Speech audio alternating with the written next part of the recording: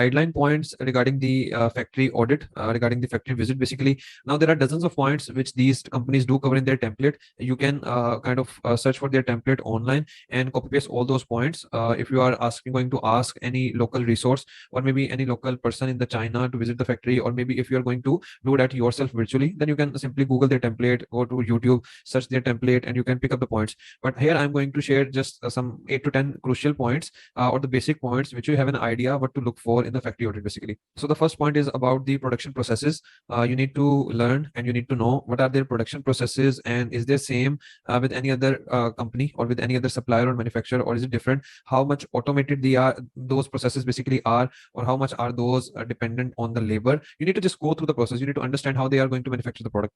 And then the second point is the quality assurance process, the quality assurance systems maybe, and then you also need to ask them what are the quality control certificates do they have? Do they have ISO 9001 certificate or other quality assurance certificates? You need to ask, and you first need to basically Google what are the different quality control certificates required, particularly generic certificates which are required in your particular niche. And then it's not about the product quality, it's about the quality control processes, and how many certificates out of those do your supplier have. So you need to ask and see, look for this information in the factory audit report.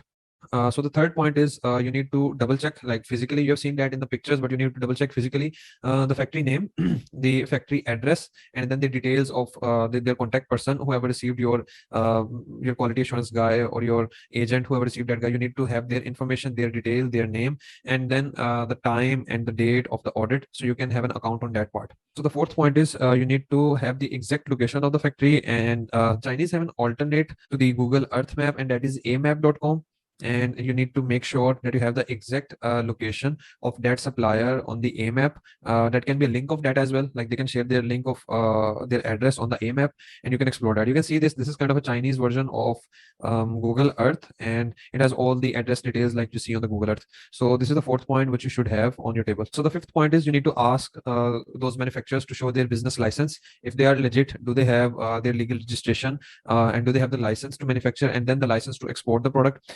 That is there to build up the authority, to authenticity, to show that you are very professional, and it helps you later on at the negotiation stage, and you're not a hustler or maybe a simple Amazon seller who's just asking directly for the prices and then sharing their competitor listing and then asking, no, I need this much kind of Xbox price and this much kind of the landing cost, etc., such kind of stuff. You are much more than that, and you are much more focused regarding the quality of your product, and you are into the long-term relationship, not like I mean, you're not kind of looking into things like a quick hack. So these all small steps are important to establish your authority in that perspective. And the last point is the photos of different areas of the factory. You need to see that whenever you've sent an agent, or maybe another person is the factory agent or the factory resource employee is showing you or making you visit the factory virtually, or even in the case of those professional agencies.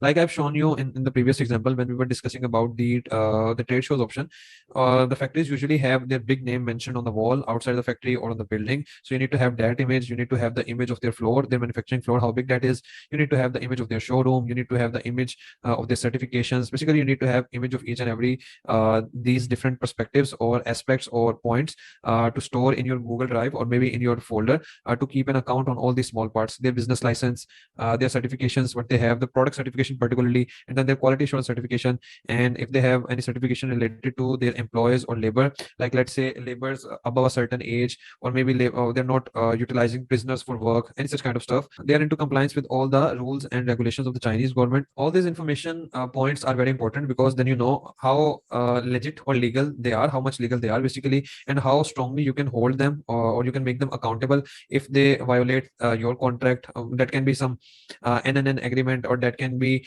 simply some your contract with the supplier regarding the bulk order, regarding the lead time, etc.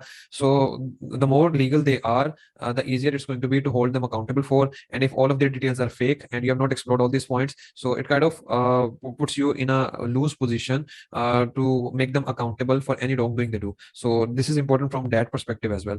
That's all from this video, and now I'll see you soon in the next video with the product specification sheet. Till then, goodbye.